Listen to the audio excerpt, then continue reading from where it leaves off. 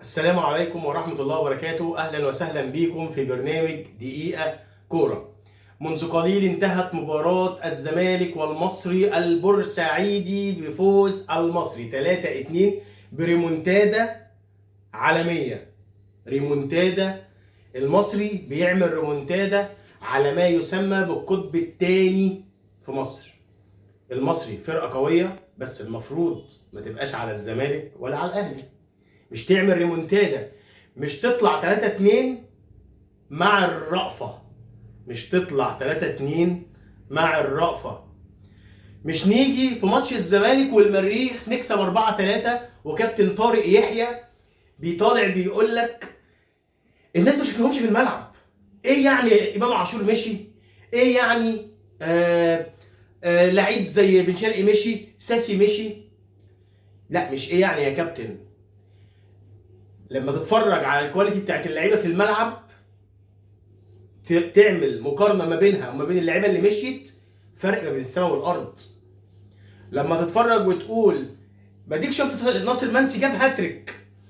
هو يعني اي مهاجم بيلعب في اهلي او زمالك وبيلعب بيخدم عليه لعيبه بمستوى الاهلي او الزمالك اللي هو الحد الادنى من اللعيبه اللي بتيجي، اكيد لازم تجيب جول. وبعدين المنافس مين؟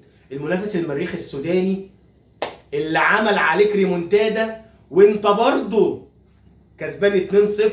سيناريو مشابه جدا لماتش المصري النهارده هو ماتش المريخ، الاثنين كربون. عملوا اول 13 ثانيه جول لمصطفى شلبي في ماتش المريخ، هوب الثاني الزمالك، بس الزمالك رجع طلع كريم ابو الحسن قال لك لو الزمالك لعب بنفس الاداء ده في المباريات قبل كده يكسب البطوله مستريح. يا جدعان بتتعاطوا ايه الصنف اللي بتاخدوه عشان نريح دماغنا، عشان احنا اعصابنا تعبت. وطارق يحيى بيتكلم يقول لك ناصر منسي بطل، في مكاسب للماتش. اي نعم ماتش ملوش لازمه، هو الراجل بيقول لك كده، بيقول لك اي نعم الماتش ملوش لازمه ومش بيحدد مين اللي فوز، احنا كده خرجنا، ولكن في مكاسب للماتش. مكاسب ايه يا كابتن؟ مكاسب ايه لما يكون ده مكسبك؟ انك بتقول انا بشوف اللعيبه او اللعيبه بتديها الثقه، دي الكارثه في حد ذاتها. تتفرج على ماتش المصري النهارده، اول 13 ثانيه اون جول بمدافع المصري دخل جول في نفسه. المصري خلاص ده بره الماتش، ده نازل الماتش خسران 1-0 يا جماعه. هوب التاني ناصر منسي، هوب بس مدرسه الفن والهندسه رجعت، ده بلسان طارق يحيى واعلاميين قناه الزمالك. هوب 2-0 بس الزمالك نصب السيرك.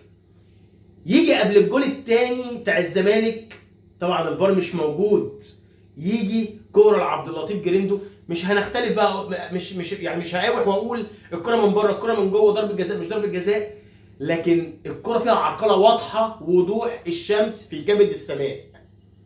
الكوره عرقله، هتقول لي بره وجوه نختلف بقى نتناقش، لكن محمود ناجي الحكم ايه اللي ما شافوش؟ كان ايه الغمامه اللي على عينيه عشان ما يشوفش اصلا اللي فيها عرقله؟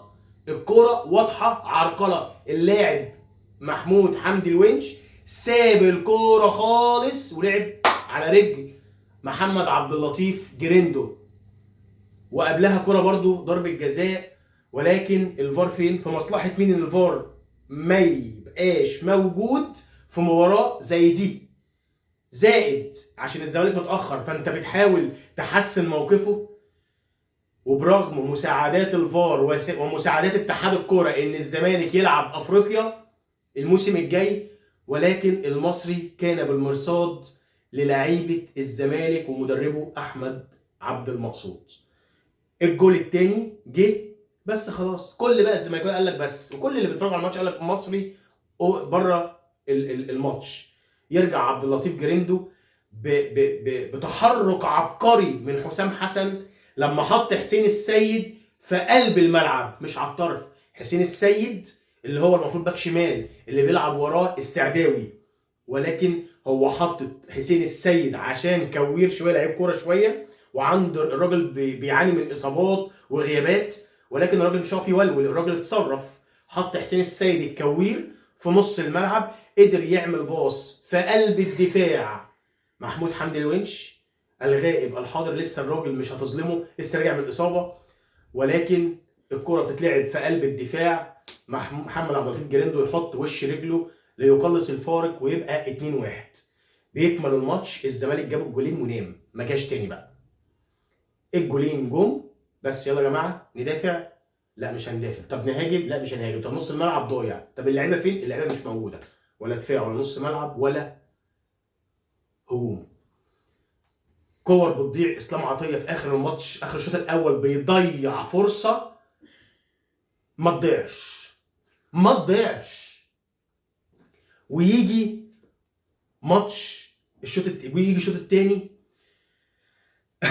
محمد صبحي حارس المرمى، حارس مرمى الزمالك، مش حارس مرمى فريق درجه ثانيه، بيضيع وقت في بدايه الشوط الثاني عشان حاسس ان مصر ضاغط. بتبقى حاجه غريبه، ولا شفتها؟ ما شفتهاش في اهلي، ما شفتهاش على الاقل مش في الاهلي، فما تساويش نفسك بالاهلي. يجي الراجل يضيع كره واتنين، وتيجي ركنيه جول كربون من 2017، نفس الكره اسلام ابو سليمه 22 اعتقد 22/9 2017، وده كان لقاء الزمالك والمصري. الزمالك فاز 2-1، نفس الجول بتاع اسلام ابو سليمه، برضه تتعمل عرضيه، واحد يقابلها على القريبه يوديها على البعيده، واسلام ابو سليمه يجيب الجول ويعمل الاحتفال الشهير بتاعه. اسلام ابو سليمه المدافع الهداف، وتقريبا ما بيهدفش غير في الزمالك. الراجل جايب حوالي 3-4 اهداف في الزمالك بنفس من ركنيات، ولكن الجولين اللي شبه بعض، الجول بتاع النهارده والجول بتاع 2017. دي مش بالصدفه، دي مش بالصدفه، دي متدربين عليها. حسام حسن بيعمل حاجه. حسام حسن يعني لما بيجي يدرب فريق زي المصري او غيره، كتير من الناس يقول لك هو ما بيعملش حاجه، ده الراجل حماسي وبيدي دفعه للفريق وما اعرفش ايه، ويلا العبوا العبوا. لا يا باشا، في كوره بتتلعب، حتى ولو كان الحد الادنى للتدريب، فهو عنده فكره وقدر ينفذها في الزمالك اكتر من مره. كربون، تتفرج على اسلام ابو سليم 2017، الهدف ده هو ده الهدف، هو الهدف. يجي كابتن حسام حسن الجول الثاني، تراجع استراتيجي 2-2، شيكابالا نزل. قلت بس شيكابالا اللي وشه حلو على الزمالك والزملكاويه، الماتش ده هيخلص 3-2. وقد كان احمد سيد زيزو طبعا معاناه في الخط الهجومي للزمالك. شيكابالا تغيير غلط في غلط، سيف فاروق جعفر كان لابد يكمل الماتش. الراجل خرج، شيكابالا ملوش اي وجود هجومي، حتى الدفاعي ما كانش موجود. الراجل خلاص مش قادر. لما تيجي كوره والراجل ياخد سبرنت وشيكابالا يتمشى وراه كده، لا خلاص كده كفايه قوي كده، كان تغيير غلط. ويجي احمد سيد زيزو في هجمه الجول الثالث، الكره تبقى رمي التماس للمصري، مش يقوم يتنفض كده من على نفسه من على الارض ويمسك لاعب او يخش ما يديش ظهره للملعب ويلعب، لا ده ظهره للكره، قاعد في الارض. الاوت بيتلعب، المصري عنده الحماس وعنده الرغبه اكتر من الزمالك اللي في المركز الخامس. المصري عنده الروح وعنده الرغبه وعايز اكتر من الزمالك. كابتن طارق يحيى وصحفيين نادي الزمالك ونقاد نادي الزمالك قناه الزمالك هيقولوا ايه؟ ايه الفايده من الماتش ده؟ مستني هيقولوا ايه وهعمل لهم حلقه. ويجي الجول الثالث، طبعا تغييرات حسام حسن، الراجل قدر يسير الماتش زي ما هو عايز، ولولا الحظ كان الماتش خلص 4-5. المصري كان اكثر شراسه واكثر جداره، وهي دي النتيجه العادله للماتش، ويمكن كان المفروض يبقى اكتر. يتعدي الكوره، محمود حمدي الونش لخبطه، جاريندو استغل خطا الونش، باص لجريشه اللي كان لسه نازل، هوب عرضيه لعبده يحيى، الكوره اتزحلقت تحت عبده يحيى، وقف الكوره، المفروض يكون وراه رؤى يزق الكوره، لا الراجل راح على شماله وراح بعيد عن عبده يحيى. مش عارف هو كان ناوي يعمل ايه، مش عارف. استلم الكوره وثبتها وحطها جول. وهدف ثالث بريمونتادا على الزمالك. ايه وجه الشبه والعلاقه الوطيده قوي ما بين الزمالك ورقم 3؟ هقول لك.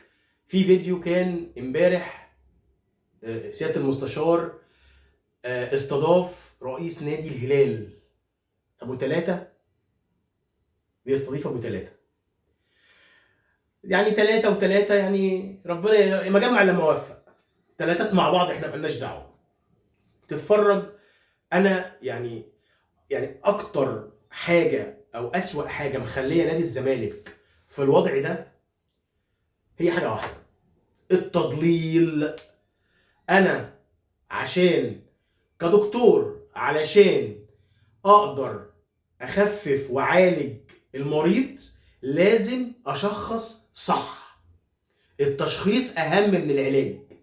لكن اجي اقول لا والله اصل اتحاد الكوره، لا الدوله، انت لعيبتك وفريقك ملايكه نازلين من السماء، ادارتك ما فيهاش غلطه.